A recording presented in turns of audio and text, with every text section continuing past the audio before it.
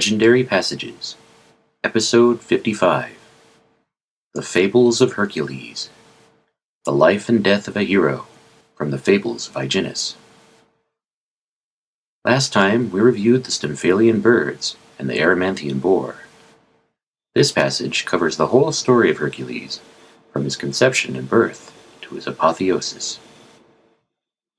But first, the myth of the Aloadae, twin giants, named Otos and Ephialtes. Sons or grandsons of Neptune, they dared challenge the gods, and planned to marry Juno and Diana. They were either killed by Apollo, or by each other. Anyway, Alcimena welcomed home her dear husband Amphitryon from his conquest of Oechalia. But it was in fact Jupiter, king of the gods, who extended the night, and together they conceived Hercules. Next, a quick overview of the serpents in his crib and his 12 labors. Then a list of his other adventures: Antaeus, Busiris, Cygnus, Hesion, Prometheus, Lycus, Achelous, Neleus, Eurytus, Nessus, and the centaur Eurytion.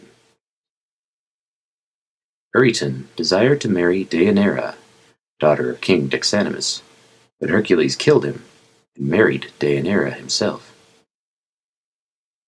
Then the centaur Nessus carried off Diana, but Hercules shot him with his hydra arrows. Dying, Nessus gave her a robe soaked in the hydra's blood, and said the robe would keep her husband faithful. Finally, the beautiful Princess Iole was captured by Hercules. Jealous, Diana gave the robe to her husband, discovering too late that it was poisoned, and Hercules began to burn. Water gave no relief, so a wooden pyre was built. In exchange for his hydra arrows, Philoctetes set the wood aflame. The mortal form of Hercules was burned away, and his wife, Diana, succumbed to grief. Next time, the stories of Thebes and Thespius. The Fables of Hercules, a legendary passage, from the Fables of Hyginus, translated by Mary Grant. Otos and Ephialtes. Otos and Ephialtes, sons of Aeolus and Iphimedes, daughter of Neptune, are said to have been of extraordinary size. They grew 9 inches every month, and so, when they were 9 years old, they tried to climb into heaven. They began this way. They placed Mount Ossa on Pelion. From this, Mount Ossa is also called Pelion, and were piling up other mountains. But they were discovered by Apollo and killed. Other writers, however, say that they were invulnerable sons of Neptune and Iphimedes. When they wished to assault Diana, she could not resist their strength, and Apollo sent a deer between them. Driven mad by anger in trying to kill it with javelins, they killed each other. In the land of the dead, they are said to suffer this punishment. They are bound by serpents to a column, back to back. Between them is a screech owl, sitting on the column to which they are bound. Alcimena. When Amphitryon was away, subduing Oechalia, Alcimena, thinking Jove was her husband, received him in her chamber. When he had entered her room, and told her what he had done in Oechalia, she lay with him, thinking he was her husband.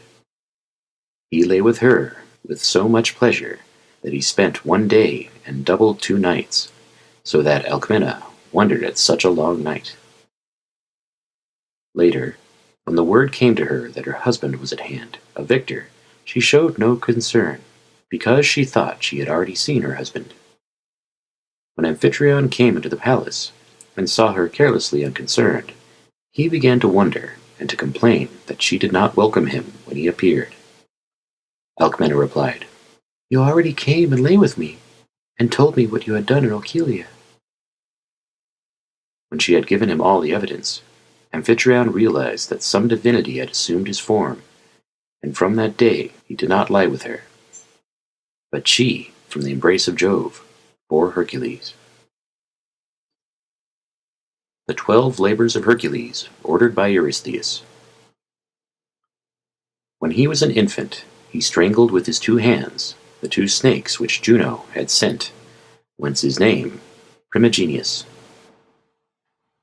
The Nemean lion, an invulnerable monster, which Luna had nourished in a 2-mouthed cave, he slew and took the pelt for defensive covering.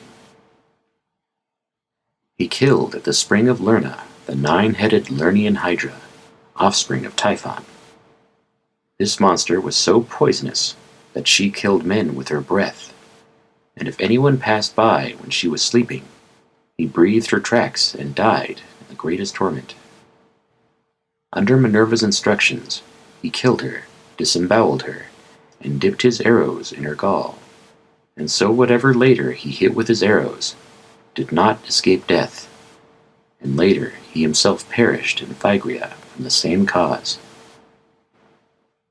He killed the Erymanthian Boar. The wild stag with golden horns in Arcadia he brought alive to show Eurystheus. He killed with his arrows on the island of Mars the Stymphalian birds which shoot their feathers out as arrows. He cleaned in one day the ox dung of King Augeas, Jove helping him for the most part. By letting in a river he washed away all the dung. The bull with which Pasiphae lay he brought alive from the island of Crete to Mycenae. Diomed, king of Thrace, and his 4 horses which fed on human flesh, he killed along with the slave Abderus. The horses' names were Podargus, Lampon, Xanthus, and Dinas.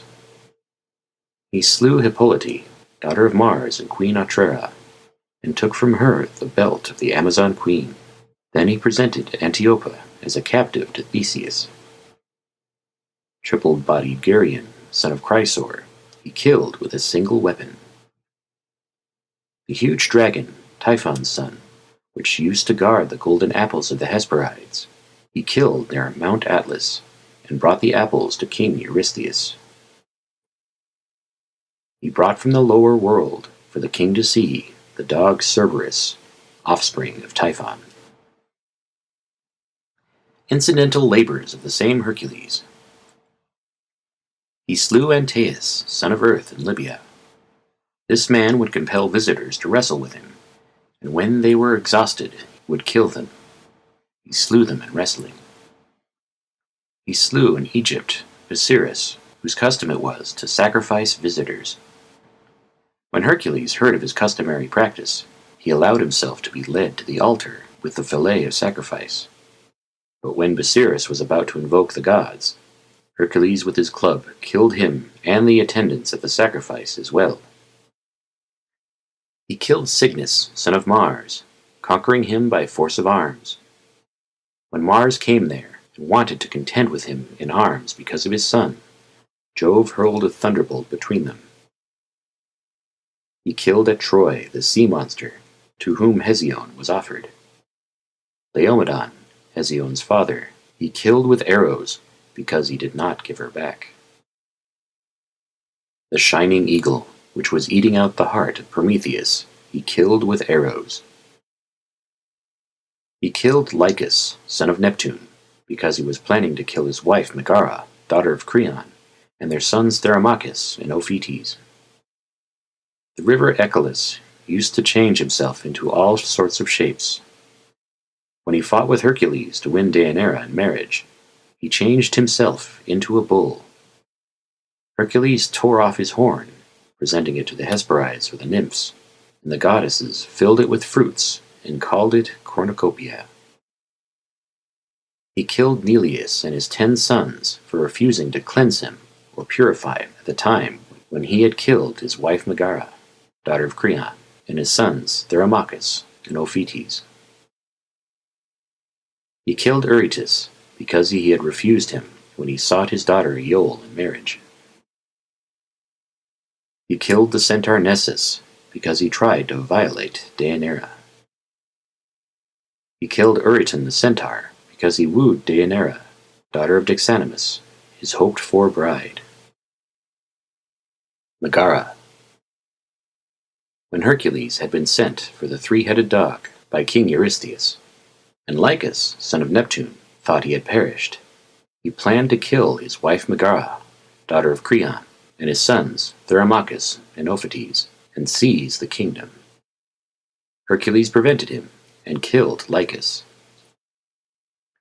Later, when madness was sent upon him by Juno, he killed Megara and his sons Thermachus and Ophates. When he came to his right mind, he begged Apollo to give him an oracular reply on how to expiate his crime. Because Apollo was unwilling, Hercules wrathfully carried off the tripod from his shrine. Later, at the command of Jove, he returned it, and bade him give the reply, though unwilling. Hercules, because of this offense, was given in servitude to Queen Omphale by Mercury. Centaurs.